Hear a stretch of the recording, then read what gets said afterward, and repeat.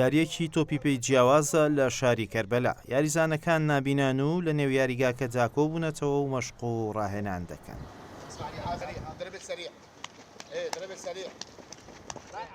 ئەو کاتێ عوسمان کینانی لە ساڵی 2008 بینایی لەدەستدا هەستی بە ئازارێکی زۆر دەکرد. ئەو کە خولیای تۆپی پێ بوو پێیوا بوو ئیدی بۆ هەمیشە لە پێڵاوە وەرزشیەکانی دادەبڕێت. بەڵام ئەو بێتاقەتیە کۆڵی پێنەدا و دوای تێپەڕینی 15 ساڵ بەسەر لە دەستدانی بیناییدا کینانی یەکەم تیمی نیشتیمانی تۆپی پێی بۆ نابینایان لە عێراق دروست کرد.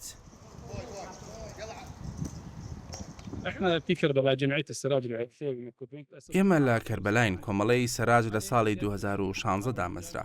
من درەنگ کەوتم لە کارەکەمدا بەهۆی ئەوەی لە ساڵی 2008 بینایی چاوەکانم دەستدا. کاتێک ئەوم بەسەرهات پێم خۆش بوو بە هەموو ئەو شتانێک کە پێش لە دەزانی بینایم فێریان بووم لە نێوێنشیادا تۆپی پێ خزمەتی ئەم چینەی کۆمەلگا بکەم. لە ساڵی 2022 بەسپاسەوە ئەم پرۆژەیەمان پەسەند کرد کە پێداگریمان لێ دەکرد. ڕۆژی 28 ئەیلول ئیمێلێکم پێگەشتی دانووسرا بوو پیرۆزە پرۆژەکەتان پەسەند کرا.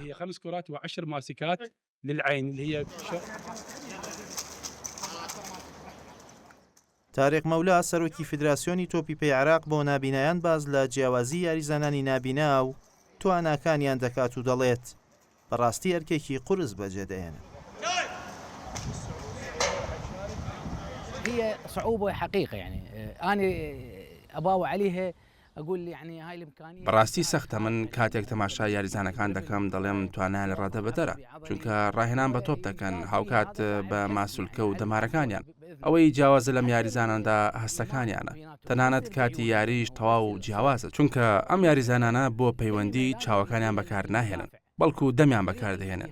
بەرگریکار وشەیەکی هەیە و کاتی بەرگریکردن دەبێت بەکاری بێنێ ئەویش وشەی ڤۆیە. ئەگەر بێت و فریایی وتنی وشەکە نەکەون ئەوە تووشی پێکدەدان دەبن. ئیدی ئەمە یاسایە و دەبێت پێوەی پابند بن.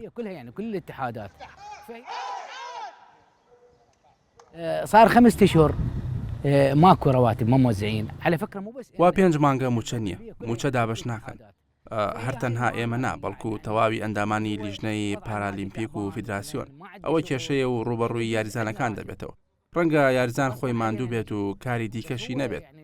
دەبوو ئێمە موچەمان هەبێت و دابەشی بکەین بە هیوای نەم قەیرانە بە نزیکترین کات کۆتایی پێبێت. بس هو يعني صعبة ظروفه. سەرباری قەیرانی دارایی و نالەباری دۆخی عێراق بەڵام ئەم یاریزانانە بەو پەڕی وزە و هیواوە لە یاریەکەیان بەشدارن و کێشە و گرفتەکان ڕای نەگرتوون.